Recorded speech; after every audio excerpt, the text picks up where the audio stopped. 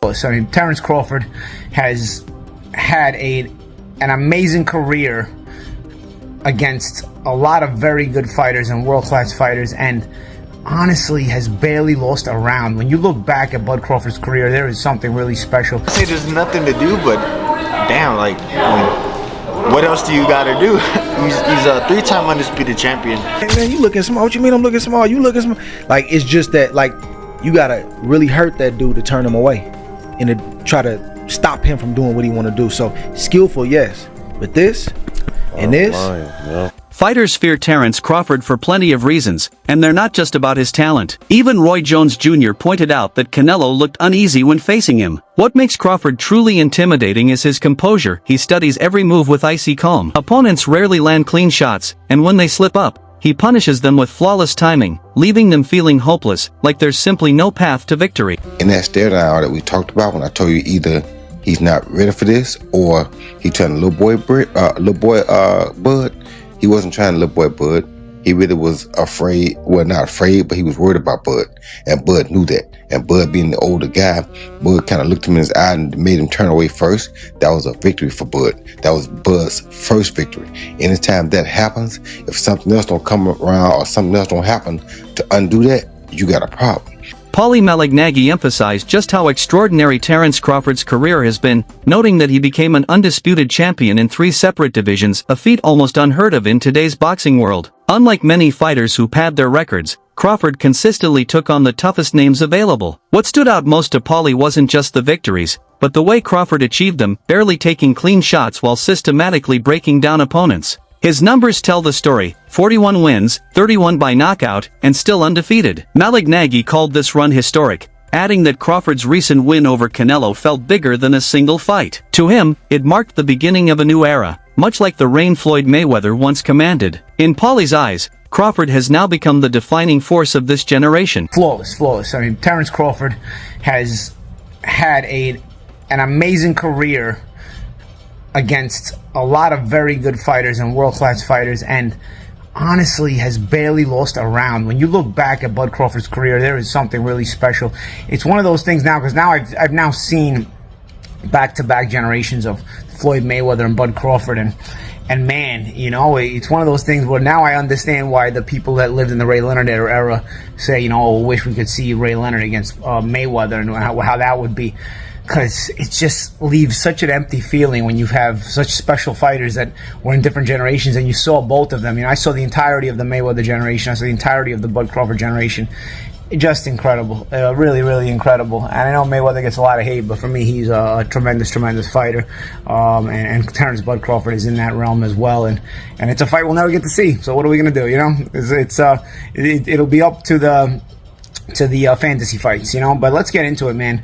I want to get into the undercard as well and some of my thoughts on the Netflix show. But let's get into the main event first. Crawford really boxed very, very well, very, very intelligently. The question mark was what happens when Crawford gets hit cleanly. I'm not sure he got hit cleanly the whole fight. You know, he got hit with some partial shots. Some shots landed cleanly, but by the time Canelo started landing anything cleanly, I think he was hesitant because he was getting countered so much that he was taking some of the steam off the shots in order to hope to be more accurate. Because even late in the fight, there were a couple of shots that Canelo landed, but they barely moved.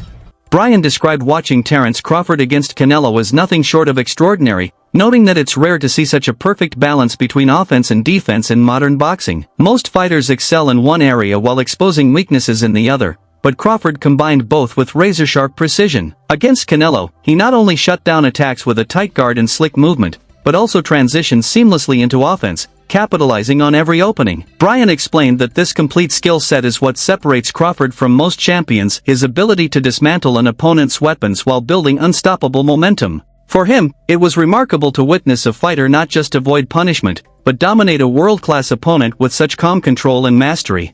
See, I think that for me, I watch defense as much as I watch offense. So, Yeah. like I thought, like watching Bud catch those shots off his glove, He looked amazing. so amazing. Yeah, to he me. looked good. Yeah. He'd looked go to a great. body and he'd catch that and come up with an uppercut. You know, just all those things that seem. He looked great. Yeah, I've never seen anybody do that to ever. No one has. Yeah, he's the best. Canelo. Yeah, Ever. he's the best. And I think he would do that to Canelo on his best day. His way. And Canelo said it. He goes, I couldn't figure him out. No. Which is why he probably won't fight him again. In a way. They'll fight again. You think so? The payday, yeah. But so you're going to get Canelo, because the money's in Canelo Crawford, the rematch. I don't want to see it, but I want Crawford to get paid, so might as well do it. Andre Ward gave glowing praise to Terence Crawford, calling him the most skilled fighter of his generation. Ward, known himself as one of the great technicians of his era, pointed out that Crawford's mentality is what sets him apart. When he decides to achieve something, he'll push through any obstacle to get it done. In Ward's eyes, the only real way to stop Crawford is to physically hurt him in the ring, because strategy alone won't break him. His adaptability, ability to switch stances, and calm decision-making under pressure place him in the rare category of fighters who can impose their will in any situation. Ward stressed that Crawford's dominance is no accident, it's the result of iron determination, grit, and an unwavering commitment to conquering every challenge. Somebody that, like, I can bet the house on is Bud. Who's the most skilled fighter today? Bud is definitely one of them, for sure. Me and him, we so much alike in our mentality. Like, soon as I see this dude, he come in the room or I come in the room, we start arguing about basketball, wrestling, anything, bro. Like, man, you can't, man, you looking small. What you mean I'm looking small? You looking small. Like, it's just that, like, you gotta really hurt that dude to turn him away and to try to stop him from doing what he want to do. So, skillful, yes. But this and this, it's different, man. Crawford's journey has been deeply personal, shaped by the influence of his family. He often recalls how his father instilled belief in him early on, predicting that he would one day become an undisputed world champion. His mother, on the other hand, was skeptical and never fully convinced he would reach the top. Instead of discouraging him, her doubt became his motivation. Every time Crawford stepped into the ring, he carried the determination to prove her wrong. With each victory and every title earned, he not only fulfilled his father's vision but also earned his mother's pride. Looking back today, Crawford takes satisfaction in knowing that his success brought both validation and respect from the people who mattered most, his family. My dad used to tell my mom I was going to be a world champ. I told him we would be. How'd that make you feel? It filled me with rage. And every time I stepped foot in the ring or anything that I ever did, I just wanted to win so bad so I can prove a point to her. I paid the kids, I said, if y'all can whoop Bud, I give y'all $10 a piece. Could none whoop him. You went out on the street. Yeah. What's now Bud Crawford Street. Yeah. And offered $10 to anyone who can kick my son's butt. Yep. And a lot of takers. Yeah, no kids in the neighborhood. Couldn't nobody whoop them. What did he tell you then? He told your mom, I told you I'm the best. Reflecting on his career choices, Crawford explained that he never chased undisputed status at 154 pounds because he didn't see enough meaningful competition there. For him, unifying titles has always been about proving himself against the very best, not just collecting belts. Rather than remain at 154, he took the bold step of moving up to 168, where the challenges are greater and the names carry more weight for his legacy. His decision not to move down highlights his confidence and willingness to test himself in tougher divisions, ensuring that his career is defined by ambition and risk-taking rather than comfort or easy victories. Has being undisputed at 154 ever crossed your mind at this point that you at in your career?